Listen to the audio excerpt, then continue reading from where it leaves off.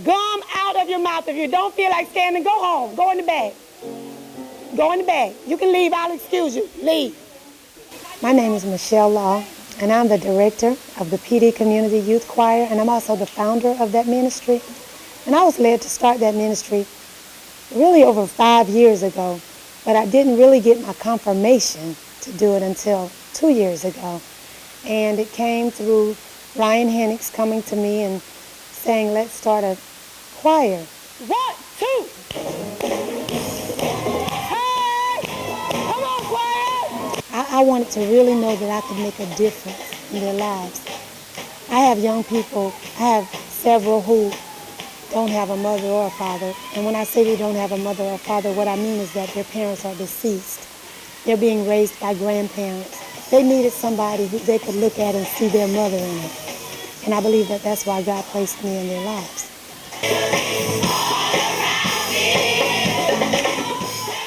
I'm not only their choir director, I'm their big sister, I'm their mother, I'm their mentor, I'm the social worker when I need to be the social worker, I'm the confidant when they need to share a secret that they don't want anybody else to know. Jesus loves the little children of the world. I want all of God's children to be a part of this ministry. And I invite them to come.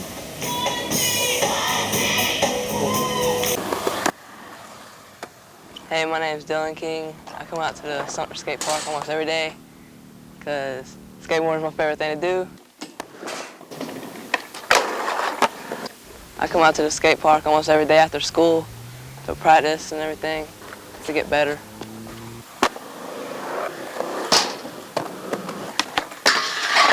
All my friends come out here and skateboard all the time, and we always practice together and stuff.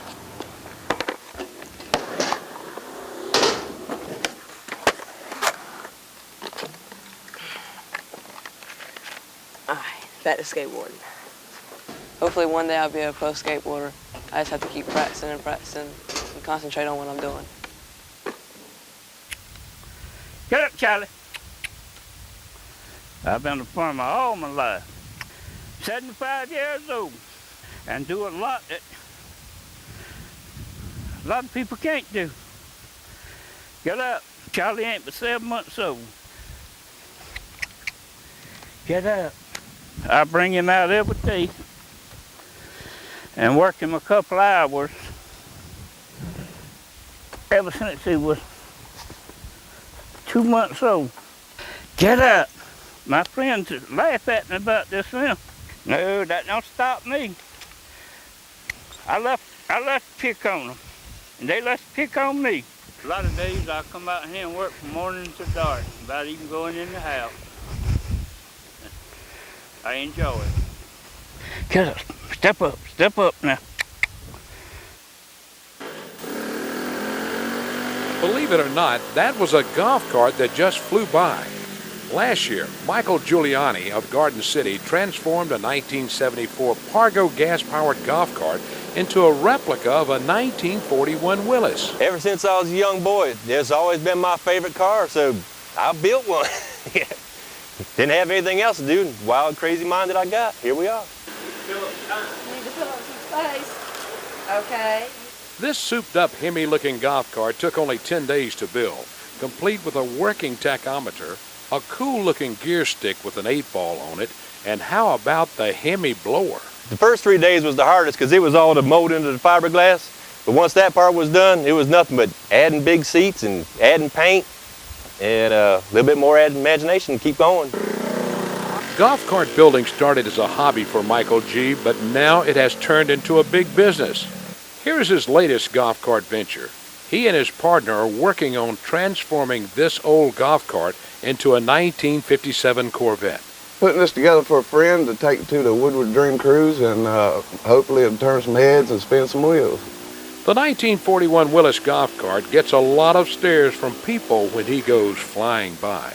Being a golf cart lover, I just had to try it out. Wow, I could not believe I was driving a golf cart. I thought it was a sports car. Michael G. would not elaborate on how fast his cart would go. He would only say this. They don't call me Pokey Man, but it will do the speed limit. Michael G. says he has no plans of selling his 1941 Willis golf cart, but if he did, it would cost you about $20,000. Mikey G. says you can do just about anything you want to with a golf cart and make it run as fast as you want to. But he says speed costs money. On the road with Cecil's World in Garden City, I'm Cecil Chandler.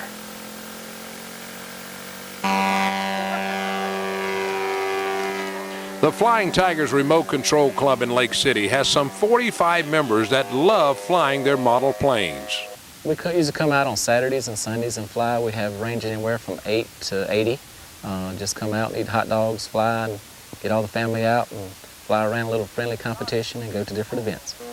These planes range from 3 feet to 8 feet long, and you can spend thousands of dollars for the big boy toys. Kids love flying the planes. Well, it's pretty fun that you could get outside and fly. I've had about $300 in this plane here, and I hope to step up to a bigger plane sometime soon. The Flying Tigers compete in events all over South and North Carolina, and when they travel, they take everything with them. I got a 6x12 trailer here that I usually keep about 4 or 5 airplanes in, and got all my equipment in it so I can just pick up and leave whenever I want. The sport of remote control flying is not just for the guys anymore. Well, I've been flying about 6 months, and it's really fun. It's a good family activity and really good at crashing. Remote control helicopters are also big in the club. Flying looks simple, but it takes a lot of practice. It's fun to fly a plane. You can do a knife edge like this. You can do walls like this, and even torque rolls or stalls like this. If you like flying, May 20th, a fly-in at the Lake City Airport. Everything from remote control to general aviation. If you're thinking about getting into the remote control airplane business, you can pick up one for about $300, or you can spend as much as $6,000 for something like this. On the road with Cecil's World in Lake City with the Flying Tigers, I'm Cecil Chandler. These Mayo High School for Math, Science, and Technology students were only in the 6th grade on September 11, 2001, but they were old enough for the scenes of that tragic day to forever be embedded in their minds. Tragedy, just general sorrow, shock, really. Terrorist attacks, the Twin Towers falling, New York. Even though students like those in this 11th grade AP US history class remember the events of 9/11, there are others who don't, and administrators across the state are working to change that. Back in 2005, the State Department of Education revised its social studies standards to include the teaching of global terrorism. So now teachers like Jill Knight are able to include the events of September 11th in their curriculum. I believe it's probably one of the greatest events that has impacted our students in current history. To me, it's the Pearl Harbor, it's the JFK assassination. It's one of those events where they will always remember where they were. An effort to help kids who don't remember September 11th learn about it, and those who do never forget.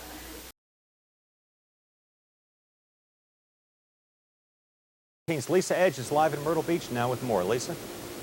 Well, Bob, Santee Cooper, Ori Electric, and Progress Energy are just a few of the companies who are having to keep up with the demands of their customers, including ours. And between these 3 companies, more than 20,000 megawatt hours have been used in just one day. If you take a quick trip through any neighborhood, you'll likely find ACs at full blast, high numbers on the meter, and people keeping cool inside because of the hot weather. I try to do whatever I have to do outside real early in the morning or late at night so the sun doesn't get you. Janice Jackson says she expects a high energy bill this month, but developed her own ways to conserve energy, like turning on the ceiling fan. Have you been running your air conditioner nonstop? Yep. Yes.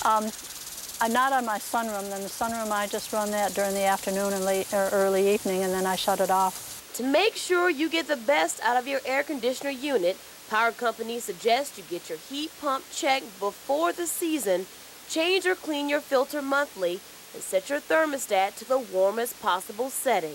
I keep my temperature at 75 and then I close it off during the day and open it at night. And then in the winter I put it at 70 and open it up during the day so the sun heats it and then close it at night. And I can attest that Janet's method works. I spent some time in her home today and it was still very cool. As for the power companies, they say they can keep up with the demand, but they do ask that everyone uses their energy wisely. Bob? Yeah, good advice. Lisa Edge, thanks for that live report tonight. We're going to go to News 13's Rusty Ray, who is in Conway on 501 near the Walmart there. Conway, Rusty, what are you looking at in Conway at this time? Well, Nikki, we've made our way down from Marion, and Leon Myers and I are standing on top of our live truck. We're right in the middle of 501, and what we want to show you is down here. We're right next to the Walmart. Water is almost all the way across Highway 501. As you can see, this intersection behind me, the stoplights aren't working, and there is standing water. Folks are making their way easily, very easily. If Leon can pan back here to this Citgo station, you'll see even more water. Very slow going here in Conway. And Nikki, I got to tell you, as we made our way down from Marion, down 501, as you crossed into Horry County, what a difference it makes. The storm really left its calling card in Horry County. Lots of debris on 501, and as you can see, standing water right here getting close to downtown Conway, and all the businesses are boarded up. This Citgo folks are kind of hanging out. I don't even know if they're selling gas or what, but we've got a lot of cars coming through very slowly, and the standing water making it very difficult to get through, and so we just caution folks, like you said, if they're going to be out and about, please take it easy and be on the lookout for this water. Rusty, you may have mentioned it, but there's a lot going on behind the scenes, that people handing you pieces of paper, but how deep would you say that water is that we're seeing right now? I think the water that Leon's showing right now is probably, as you can maybe see on this white suburban looking vehicle here, probably 3, 4, 5 inches. That's a big vehicle you're seeing, and that's a lot of water coming up. So no matter the size of your car, you got to take it easy. I'd say at the deepest point, what we just saw over there, probably 5 inches. And down back at this intersection, as you can see, the murkier colored water, probably the deeper areas, as you get in the middle of that intersection, at some points maybe up to 6 inches deep, Nikki. We went through it, and we turned around and says, we got to show people what's going on here in Conway. You know, I'm always amazed that people get out and drive in this, because a lot of times you don't know what you're going into. We've said this over and over again. You can get into water that's extremely deep, and the next thing you know, you've hydroplaned, or you've bogged down, or you're in a serious situation. I tell you what, Nikki, as we were coming down into Horry County, folks were pulling off the side of the road right there in Gallivan's Ferry, between there and Aner. Folks just pulling off. They couldn't stand it. They couldn't bear to drive in those conditions. Very rough, even though the sun looks like it's coming out, and as Don was saying, that the storm is moving that away towards North Carolina. Still, conditions not favorable out here. Absolutely. Okay, stay safe, and we will check back in with you a little later on as well. We appreciate the video that you brought our way.